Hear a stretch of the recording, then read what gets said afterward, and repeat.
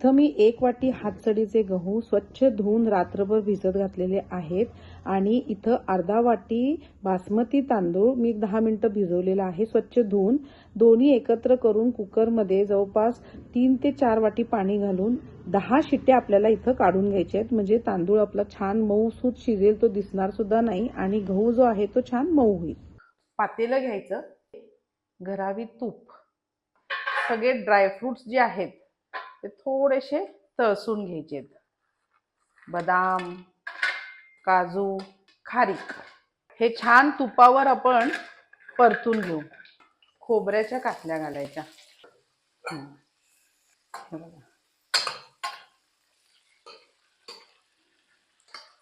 इथं मी एक मोठी वाटी दूध घालते आणि हे पण आता ह्या खिरीमध्ये घालूया।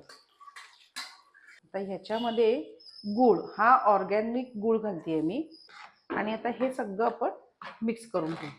फ्रेश जायफळ जे आहे ते खिसून घालायचं इथं बघा।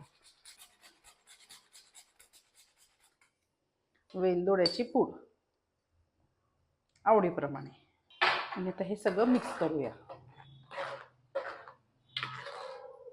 वरून थोडंसं तूप